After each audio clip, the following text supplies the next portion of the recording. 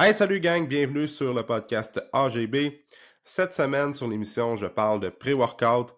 On a reçu beaucoup de questions dernièrement concernant les formules pré-entraînement et j'ai décidé d'y répondre dans le podcast de cette semaine. Ça va être assez court comme podcast, assez bref. En fait, je veux pas passer en revue tous les ingrédients qu'on peut retrouver dans les formules pré-entraînement. Je pense que c'est de l'information qu'on est facilement capable de trouver sur Internet en s'assurant toujours d'avoir les bonnes sources d'informations. Et comme j'ai déjà mentionné dans différents podcasts auparavant, il y a le site examine.com qui est une très bonne source d'informations pour savoir l'ingrédient qu'il y a dans ton pré-workout. Tu te demandes qu'est-ce que ça fait. Par exemple, la citrulline, l'arginine ou peu importe. Oui, tu peux faire une recherche Google puis t'éduquer un peu sur ça, mais tu peux aller voir sur Examine. Souvent, il y a comme les dosages qui sont plus étudiés, si on pourrait dire. Après ça, qu'est-ce que ça fait vraiment? Là, tu es capable d'avoir aussi des bonnes informations sur ce site-là. Mais aujourd'hui, je veux juste donner mon take sur comment on utilise les pré-workouts avec nos clients, puis c'est quoi ma vision par rapport à ça, parce que dans l'industrie des suppléments, probablement que les formules pré-workout sont dans les plus vendues. J'ai pas de statistiques devant moi, mais c'est bien populaire. Puis on peut facilement s'y perdre. Fait que je veux donner encore une fois mon point de vue sur ça dans le podcast de cette semaine. Fait que pour commencer, j'ai une petite histoire par rapport à ça. Il y a un client au gym, là, 3 semaines à peu près. Il achète un pré-workout. Puis après ça, ben, il finit de travailler. Je pense qu'il va au gym vers quoi, 19 heures. Prend une scoop complète. C'est un gars qui s'entraîne, ça fait bien des années. Fait il y en a vu d'autres, là. Pré-workout, là, dans le temps, pour les vieux de la vieille, là, t'avais comme le Super Pompe 250, No Shotgun, le Jackhead ou Jack 3D aussi qui est apparu. T'avais comme tous les pré-workouts de BSN aussi, genre Reno Explode pis tout. Fait que c'est un gars qui a tout connu ça dans le bon vieux temps, mais là, il prend sa scoop de pré-workout, puis s'entraîne, bon, pas de nouvelles, mais 3-4 jours plus tard, il vient me voir au gym, il me dit « Shit, le gros, c'est quoi qu'il y avait dans ces pré-workouts-là? J'ai pas dormi de la nuit. J'ai dû m'endormir, il était quoi, 2-3 heures le matin. J'étais ben trop allumé. Fait que là, je regarde en arrière, je dis, OK, t'as pris une scoop, right? Puis ce qui était marqué en rouge, c'était pas marqué en gros, mais t'avais le dosage de caféine pour une demi-scoop qui était de 200 mg. Mais lui, il a pris une scoop complète. Fait que t'avais 400 mg de caféine, ce qui est quand même beaucoup, mais avec tout le double de stimulants puis le double d'ingrédients pour avoir un effet de pompe aussi au travers de ça. Fait que t'avais comme 2 scoops pour une. Fait que c'est sûr que si tu prends ça le soir, après avoir travaillé, il est comme 18-19 heures, c'est sûr que t'es ben trop allumé pour t'endormir. Tu prends ça le matin, c'est tel que tel. Mais bref, c'est comme petite histoire. Moi, ça m'est déjà arrivé aussi dans le temps. J'avais fait la même erreur, là, comme c'était vraiment marqué une demi-scoop pour 200 mg de caféine. J'avais pris ça tard le soir, puis j'avais pratiquement pas dormi de la nuit. Je me rappelle, j'avais comme pris des Tylenol pour faire passer mon mal de tête. Après ça avait transformé en mal de cœur. J'avais pris des Gravol par-dessus ça. Fait que ça faisait tout un cocktail, là. Je me rappelle, j'avais comme un buzz qui était pas tant le fun. Mais bref. Fait que, ce que je veux dire par rapport à ça, avec les pré-workouts, c'est que nous autres, quand les gens nous posent des questions par rapport à ça, moi, ce que j'aime dire, c'est qu'il y a deux grandes familles dans les pré-workouts. Tu vas avoir ceux avec des stimulants, puis les pré-workouts sans stimulant. Ça veut dire que avec stimulant, tu vas avoir des trucs comme la caféine, surtout, qui est un des stimulants les plus connus. Fait que tu vas avoir de la caféine, puis dans la catégorie des sans stimulants, ben t'as pas de caféine, mais t'as tous les autres ingrédients pour avoir un effet de pompe, donc agmatine, arginine, il y en a même qui vont mettre citrulline, bétalanine, tu sais, c'est comme tous des ingrédients, mais tous des ingrédients pour la pompe, mais t'as pas l'effet stimulant. OK? Fait que souvent, ce qu'on aime plus enligner les gens, c'est comme avec, sans stimulant. Fait qu'il faut savoir ça. Puis après ça, ben, faut savoir aussi quand on achète un pré-workout, ben c'est quoi notre horaire. Donc, c'est quand on s'entraîne dans la journée. Par exemple, quelqu'un qui termine toujours de travailler à 17 heures le soir, puis il va au gym, ben peut-être que si tu es rendu au gym, il est 17h30, ou même en soirée vers 18h30, 19h, ben probablement que d'aller dans la famille avec stimulant sera pas nécessairement une bonne idée parce que c'est sûr que ça va affecter ton sommeil. Puis même, il y en a qui disent « Ah, ben moi, je suis capable de m'endormir pareil, même si je prends 200 mg de caféine à 18h30, 19h. » OK, peut-être que tu es capable de t'endormir parce que tu es fatigué de ta journée, mais track les données au niveau de ton sommeil. Est-ce que tu dors réellement bien? Est-ce que tu as vraiment un bon sommeil profond? Est-ce que ta récupération est bonne? Es-tu fatigué le lendemain quand tu te lèves? Je ne veux pas parler de sommeil aujourd'hui dans le podcast, mais peut-être juste de penser un peu plus loin que je m'endors, j'ai un bon sommeil. Ah, peut-être pas, parce que la caféine, c'est sûr que ça va avoir des effets plus longtemps dans notre système. Donc, faut garder ça en tête.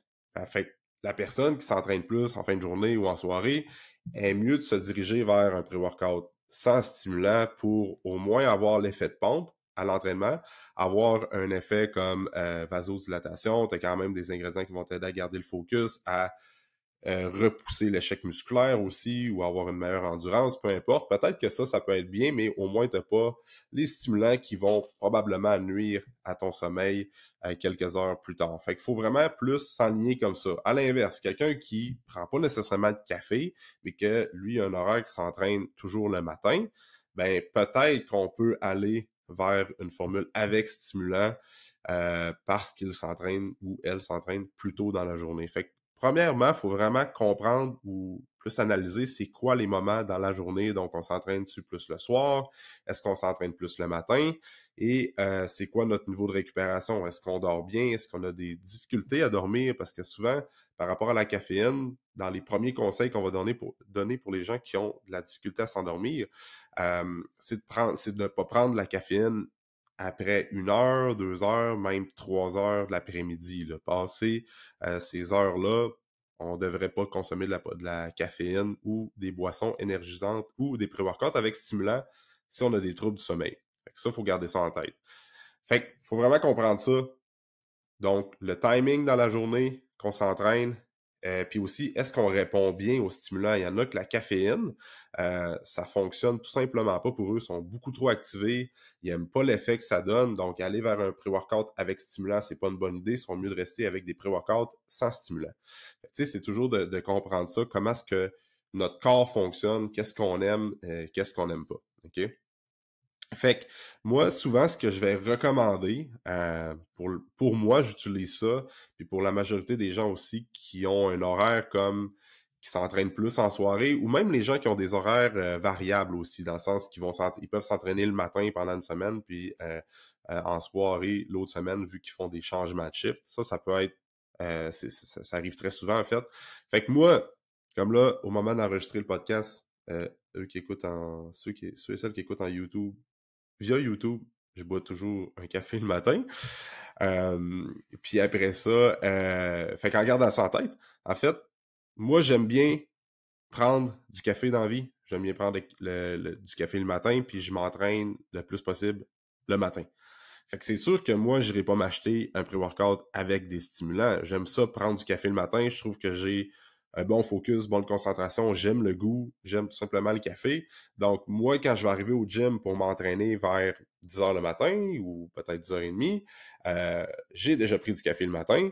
Fait que c'est sûr que mon pré-workout va être sans stimulant. Fait que je vais avoir tous les autres ingrédients que je veux pour performer mieux au gym. Donc, bêta-alanine, agmatine, citrulline, arginine, tous ces ingrédients-là, même des acides aminés essentiels, bref, peu importe le blend, je vais prendre ça, mais aucune trace de stimulant, parce que si je prends un pré-workout avec de la caféine en plus, du café que j'ai pris le matin, ben ça va être too much. Je vais comme, OK, là, souvent, qu'est-ce qui arrive? Moi, personnellement, quand j'ai trop de caféine, on dirait que je crash tout simplement. J'ai pas de gaz, puis après ça, plus mon workout avance, moins j'ai d'énergie, moins je suis concentré. Fait que, tu sais, il y a comme un dosage de caféine optimal qu'on devrait avoir, dans le sens que quand on en prend trop, on y est comme passé un breaking point qu'on dirait que tabarouette, on dirait que ça m'endort plus que d'autres choses, OK? Ça arrive souvent, ça. Fait que moi, ce que je vais faire à ce moment-là, c'est que je vais avoir un pré-workout sans stimulant, puis j'ai du café pour quand je m'entraîne le matin.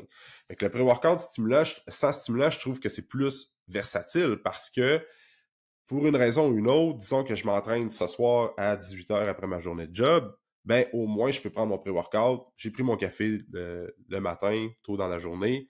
Je prends mon pré-workout le soir. Il n'y a pas de stimulant. j'ai un peu moins d'énergie, c'est normal, c'est la fin de la journée, mais au moins, j'aurais pas affecté ma qualité de mon sommeil le soir. OK? Fait que c'est souvent ça qu'on recommande, c'est que pré-workout sans stimulant, tu peux prendre du café parce qu'il y a beaucoup de monde qui aime le café. Fait qu'à ce moment-là, c'est des questions qu'on pose. Aimes-tu le café? Combien tu en prends par jour? C'est sûr que si la personne dit ben moi j'adore le café, j'en prends 3 par jour, ouais, probablement que le pré-workout avec stimulant, c'est pas une bonne idée pour toi. Fait que ça, c'est des questions qu'on doit poser. Puis après ça, un autre conseil pour les gens qui veulent avoir un pré-workout sans stimulant, mais qui n'aiment pas nécessairement le café, ben c'est un truc assez simple. Il y a des capsules de caféine qu'on peut acheter pas mal partout. Caféine en capsule, souvent c'est du 100 ou du 200 mg.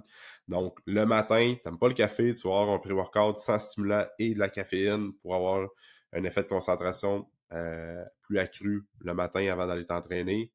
Let's go, prends ça. Puis après ça, au moins le soir, si la semaine d'après, tu t'entraînes plus le soir, mais tu prends ton pré-workout sans stimulant, mais tu prends pas ta caféine vu que tu t'entraînes plus tard en soirée. Fait que c'est pour ça que je trouve que le pré-workout sans stimulant, il est plus versatile parce qu'on est capable de le prendre à n'importe quel moment de la journée.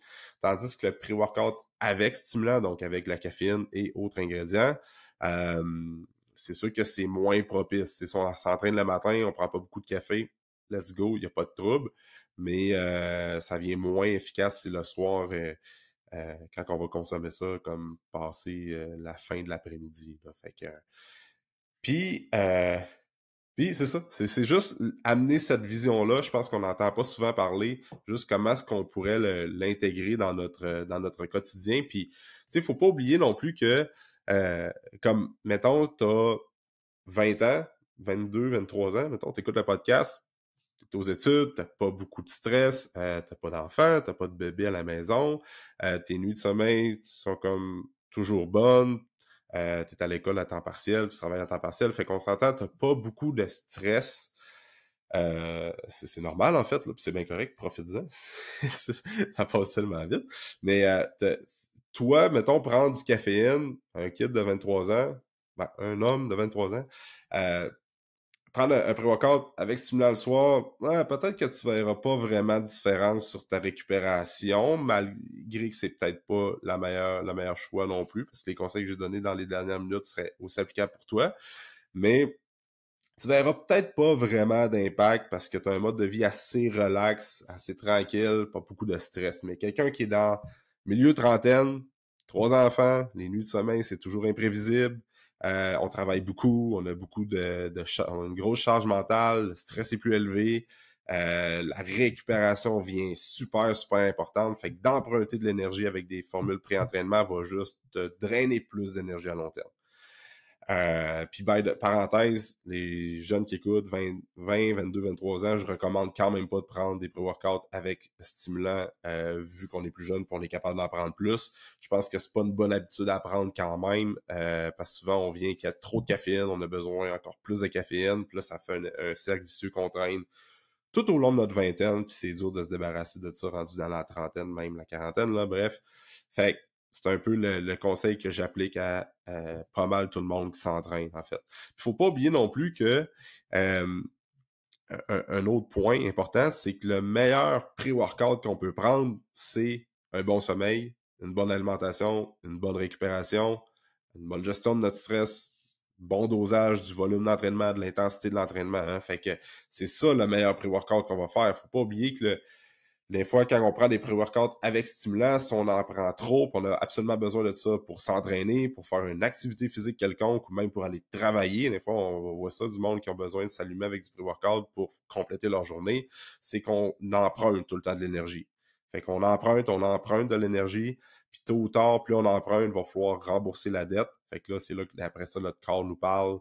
Peut-être que la pression est plus élevée, notre rythme cardiaque est plus haut, plus de stress, plus d'anxiété, on shake. C'est toutes des dettes que notre corps va nous faire payer tôt ou tard. Fait qu'il faut pas oublier qu'on emprunte de l'énergie quand on prend beaucoup trop de stimulants pour compléter nos tâches, autant au niveau d'entraînement, autant au niveau day-to-day qu'on a à compléter, en fait. Là. Fait qu'il faut garder ça, c'est super important.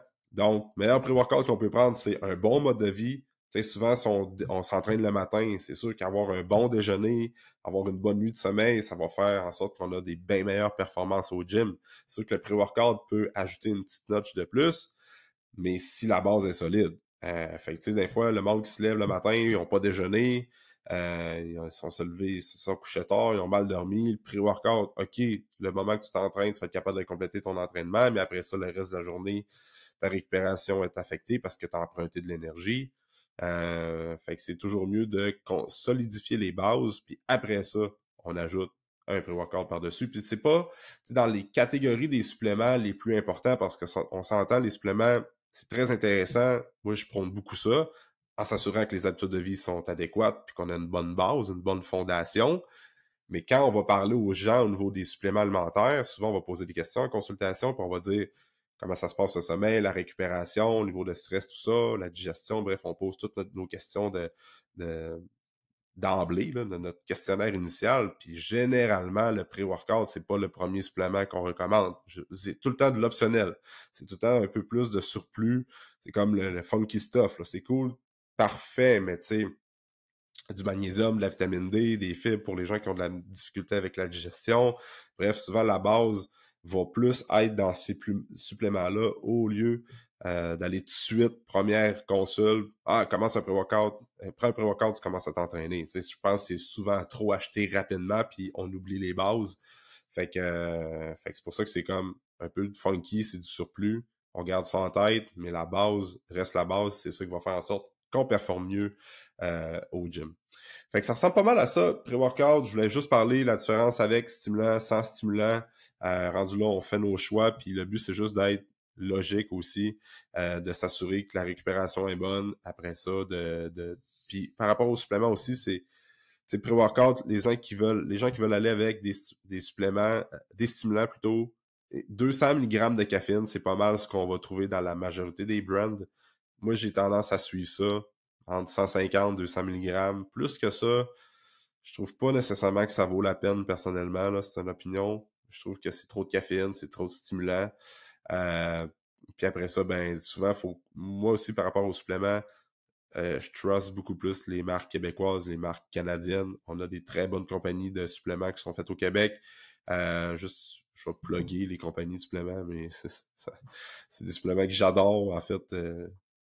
C'est mon podcast, ça. Je peux bien parler des compagnies que je veux. Ça, je suis pas censuré par des films de marketing ou whatever, là. Mais tu sais, XPN, ATP, c'est deux super bonnes marques. Après ça, Believe Supplement aussi, c'est vraiment des bons produits. Il y a des Designs for Health aussi qui font des pré-workouts que j'adore. C'est les 4 principaux, là. J'en oublie peut-être, là. Mais souvent, on trust les marques québécoises, les marques canadiennes, puis on encourage local, évidemment, parce que des fois aux États-Unis, bref, il y a comme des formules qui sont un peu... Ça a beaucoup été parlé dans les dernières années, là, des pré-workouts qui avaient des stimulants puis des ingrédients qui étaient pas tant clean, puis qui avaient ça dans nos produits, puis on se ramassait à prendre de quoi qui était pas tant bon pour notre santé finalement. OK, on est allumé comme un sapin de Noël quand on arrive au gym, mais il y avait une raison pourquoi on était tant allumé que ça. Fait que c'est ça, tu sais, au gym, là, c'est pas un rave, là, au gym, là. On s'en va pas là, se faire le party, puis être dans des animaux, comme des animaux dans une jungle, puis se mettre en chest, puis crier, puis... Fait que... la concentration puis le dosage d'énergie, c'est un sweet spot, hein? Fait que trop, c'est comme pas assez. Puis pas à tout, ben c'est pas mieux non plus. Bref, ça ressemble à ça pour le podcast de cette semaine. Merci d'écouter les émissions, c'est grandement apprécié. Pour ceux et celles qui n'ont pas laissé un 5 étoiles sur Spotify, Apple, commentaire écrit également, faites-le tout de suite, s'il vous plaît. Ça m'aide beaucoup. Il y en a qui, ça fait longtemps qu'ils écoutent les épisodes puis ils n'ont pas encore laissé un 5 étoiles. Fait que prenez le temps de le faire, s'il vous plaît. Ça m'aide vraiment beaucoup. Puis de repartager les épisodes dans vos stories Instagram ou parlez-en à vos amis, tout simplement. Je fais ça surtout pour aider les gens qui ont des questions par rapport à n'importe quoi qui a rapport avec l'entraînement, la nutrition, les suppléments, le mindset, les habitudes de vie. Fait que je veux rester beaucoup dans ce créneau-là. Fait que that's it. Merci d'avoir écouté l'émission et on se dit dans un prochain épisode. Bye!